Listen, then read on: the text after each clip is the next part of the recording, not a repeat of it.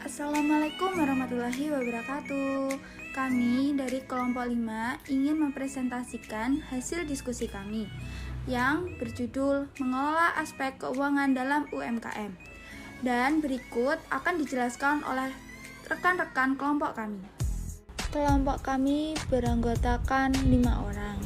Yang pertama ada Azi Alfijana, yang kedua Intan Permatasari, ketiga Lulu Nur Rosyidah, dan yang keempat Lailatul Rohmah, dan yang terakhir Dila Fitria Cahya N. Assalamualaikum warahmatullahi wabarakatuh. Saya Azi Alfijana. Yang pertama yaitu mengenai pengetahuan manajemen keuangan. Untuk pengertiannya, yaitu kata manajemen berasal dari bahasa Prancis kuno manajemen yang memiliki arti seni, melaksanakan, dan mengatur. Dalam bahasa Inggris, kata manajemen berasal dari kata to manage yang artinya mengelola, membimbing, dan mengawasi. Manajemen merupakan suatu usaha mencapai tujuan tertentu dengan menggunakan dan memberdayakan semua sumber daya, baik sumber daya manusia maupun sumber daya lainnya. Manajemen adalah seni dalam mengorganisasi sesuatu untuk mewujudkan suatu tujuan tertentu. Yang kedua yaitu tujuan manajemen keuangan. Tujuan manajemen keuangan yaitu untuk memaksimalkan nilai perusahaan. Dengan demikian apabila suatu saat perusahaan dijual, maka harganya dapat ditetapkan setinggi mungkin. Seorang manajemen juga harus mampu menekan arus peredaran uang agar terhindar dari tindakan yang tidak diinginkan. Dalam manajemen keuangan itu juga terdapat fungsi-fungsinya, yaitu antara lain perencanaan keuangan, penganggaran keuangan, pengelolaan keuangan, pencarian keuangan, penyimpanan keuangan, pengendalian keuangan, dan pemeriksaan keuangan. Selanjutnya, prinsip manajemen keuangan. Yang pertama, konsistensi. Sistem dan kebijakan keuangan dari organisasi harus konsisten dari waktu ke waktu. Ini tidak berarti bahwa sistem keuangan tidak boleh disesuaikan apabila terjadi perubahan di organisasi. Dan yang kedua, akuntabilitas. Akuntabilitas adalah kewajiban moral atau hukum yang melekat pada individu, kelompok, atau organisasi. Dan yang ketiga, transparansi. Organisasi harus terbuka berkenaan dengan pekerjaannya, menyediakan informasi berkaitan dengan rencana dan aktivitasnya kepada para pemangku penting. Dan yang keempat, kelangsungan hidup.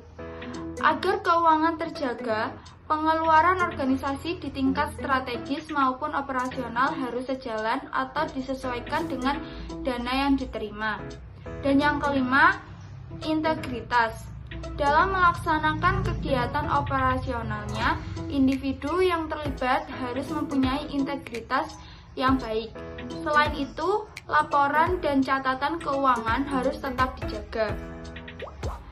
Dan yang keenam, pengelolaan.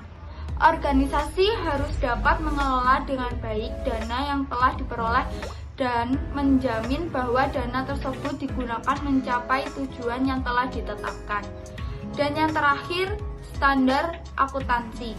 Sistem akuntansi dan keuangan yang digunakan organisasi harus sesuai dengan prinsip dan standar akuntansi yang berlaku umum.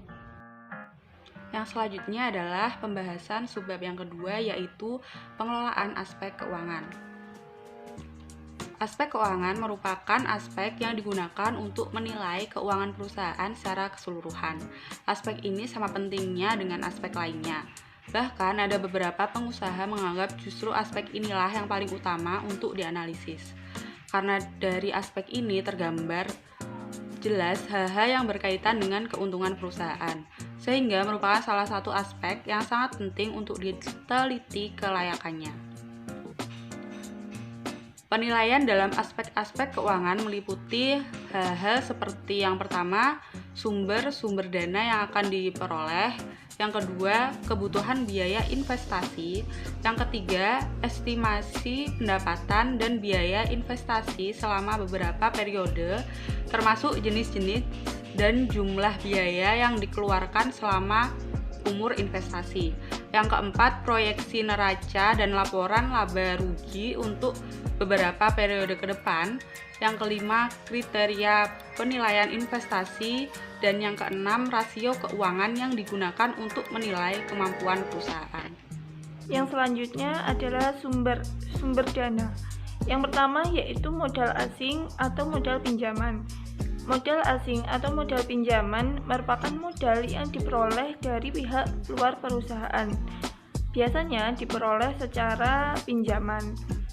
Menggunakan pinjaman untuk membiayai suatu usaha akan terkena biaya, yaitu biaya administrasi, provisi, komisi, dan bunganya yang relatif besar. Kemudian adanya kewajiban untuk mengembalikan pinjaman setelah jangka waktu tertentu sesuai perjanjian sebelumnya. Perolehan modal asing relatif lebih sulit karena diperlukan syarat-syarat tertentu sesuai dengan kebijakan pemilik dana. Keuntungan modal pinjaman adalah jumlahnya yang relatif tidak terbatas, artinya tersedia dalam jumlah banyak. Yang kedua yaitu modal sendiri. Modal sendiri adalah modal yang diperoleh dari pemilik perusahaan dengan cara menggunakan saham, baik secara tertutup atau terbuka. Tertutup artinya hanya dari kalangan internal pemilik saham sebelumnya, sedangkan terbuka dengan menjual saham kepada masyarakat luas. Keuntungan menggunakan modal sendiri untuk membiayai suatu usaha adalah tidak adanya beban bunga seperti modal pinjaman. Perusahaan hanya berkewajiban membayar dividen. Yang selanjutnya, biaya kebutuhan investasi. Investasi adalah modal penanaman modal dalam suatu kegiatan yang memiliki jangka waktu relatif panjang dalam berbagai bidang usaha. Jangka waktu investasi biasanya lebih dari 1 tahun, terutama digunakan untuk pembelian aktiva tetap. Komponen yang terkandung dalam kebutuhan biaya investasi biasanya disesuaikan dengan jenis usaha yang dijalankan. Secara garis besar, biaya kebutuhan investasi meliputi yang pertama yaitu biaya prainvestasi, biaya aktiva tetap, biaya operasi. Selanjutnya, biaya prainvestasi terdiri dari yang pertama yaitu biaya pembuatan studi dan biaya pengurus izin-izin. Selanjutnya, biaya pembelian aktiva tetap seperti yang pertama itu aktiva tetap berwujud antara lain seperti tanah, mesin, bangunan, peralatan, inventaris kantor, dan aktiva berwujud lainnya. Aktiva tetap yang tidak berwujud antara lain seperti goodwill, hak cipta, lisensi, merek dagang, biaya operasional yang terdiri dari yang pertama upah dan gaji karyawan, biaya listrik, biaya telepon dan air, biaya pemeliharaan, pajak, premi asuransi, biaya pemasaran, dan biaya-biaya lainnya. Arus kas, cash flow. Cash flow merupakan arus kas atau aliran kas yang ada di perusahaan dalam suatu periode tertentu. Cash flow menggambar beberapa uang yang masuk ke perusahaan dan jenis-jenis pemasukan tersebut.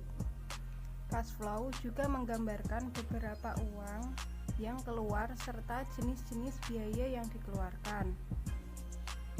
Laporan perubahan kas, cash flow statement, disusun untuk menunjukkan perubahan kas selama satu periode tertentu, serta memberikan alasan mengenai perubahan kas tersebut dengan menunjukkan di mana sumber-sumber kas dan penggunaan-penggunaannya.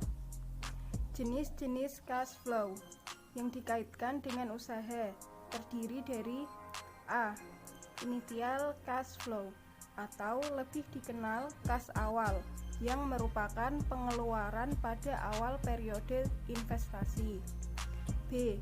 Operasional cash flow merupakan kas yang diterima atau dikeluarkan pada saat operasi usaha. C. Terminal cash flow merupakan uang kas yang diterima pada saat usaha tersebut berakhir. Kriteria penilaian investasi: net present value, payback period, profitability index, average rate of return. Sekian dari presentasi kelompok kami. Bila ada yang ingin ditanyakan, silakan ditanyakan, atau yang ingin menyangga, silakan menyangga. Terima kasih atas perhatiannya. Wassalamualaikum warahmatullahi wabarakatuh.